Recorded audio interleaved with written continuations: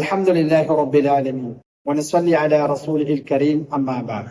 அன்பான இஸ்லாமிய நேயர்களே, அல்லாஹ்வினுடைய நல்லடியார்களே, ரமலானுடைய மாதத்தில் 11வது நோன்பில் இருக்கக்கூடிய நாம், அல்லாஹ் இந்த ரமலானில் பல சிறப்புகளை நோன்பாளிகளுக்கென்று அல்லாஹ் வைத்திருக்கிறார். அந்த ரமலானில் அல்லாஹ் நோன்பாளிகளுக்கென்று வைத்திருக்கின்ற மிக பிரத்யோகமான ஒரு மிக முக்கியமான ஒரு விடயத்தை ஹதீஸ் நபி அவர்கள் ஹதீஸில் கூறினார். என்னவென்றால், ஒரு நோன்பாளி ஷஹருடைய நேரத்தில் உணவை உட்கொண்டு மகரிபுடைய நேரம் வரை அந்த நோன்பிற்காக அவர் இருக்கின்ற அந்த பட்டினி, பசி, தாகம், அதன் மூலமாக அவர்களுடைய வயிறுகளில் இருந்து குடலின் ஊடாக வாயிலிருந்து வரக்கூடிய வாடைக்கு கூட அல்லாஹ் ஒரு மிகப்பெரிய அந்தஸ்தை கொடுத்திருக்கிறார். அவர்கள் சொன்னார்கள், ஒரு நோன்பாளியின் வாயிலிருந்து வரக்கூடிய வாடையை பார்த்து நாம் நினைத்துவிடக் கூடாது அது ஒரு துர்வாடை, ஒரு மோசமான கெட்ட வாடை என்று நினைக்க கூடாது என்பதற்காக ஏன் நபி அவர்கள் இந்த ஹதீஸை சொல்ல வேண்டும்? பொதுவாக ஒரு மனிதனுடைய வயிறு காய்ந்து விடும், பசியோடு இருக்கும் போது அந்த குடல்களில் இருந்த குடலின் சூட்டின் மூலமாக ஒரு வாடை துர்வாடையாக வெளியேறுவது அந்த இயல்புதான். அது அல்லாஹ் அந்த உடலுக்கு கொடுத்திருக்கின்ற ஒரு இயற்கையான இயல்பு. அவ்வாறான வாடை வரும்போது ஒரு பூமியின் அந்த நோன்பாளியை அந்த வாடையை கொண்டு நோவடித்து விடக் கூடாது என்பது. உங்களிடம் வாடை வருகிறது, வாயிலிருந்து உங்களுடைய வாடை பிடிக்கல்ல என்று சொல்லிவிடக் கூடாது.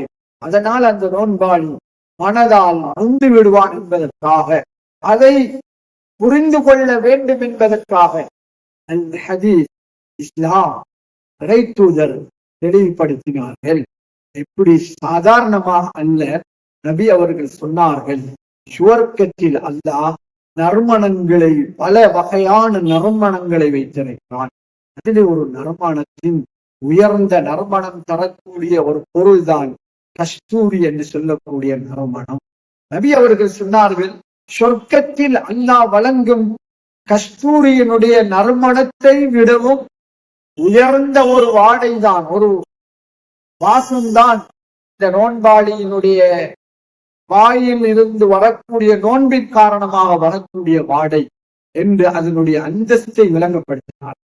இந்த அடியானும் ரமலானுடைய காலத்தில் ஒரு அடியானுடைய ரமலானின் நோன்பின் மூலமாக வாயிலிருந்து வரும் வாடையை சாதாரணமாக அதை நோவினை செய்யும் ஒரு வாசகமாக பாவித்து விடக் கூடாது என்பதற்காக இஸ்லாமும் இறை தூதரும் தெளிவாக சொன்னார்கள், அது சொர்க்கத்தின் கஸ்தூரியின் வாடையை விட உயர்ந்தது, நோவடித்து விடாது, இது சிறந்த ஒரு வாடை என்பதை நல் ஹதீஸ் தெளிவுபடுத்துகிறது.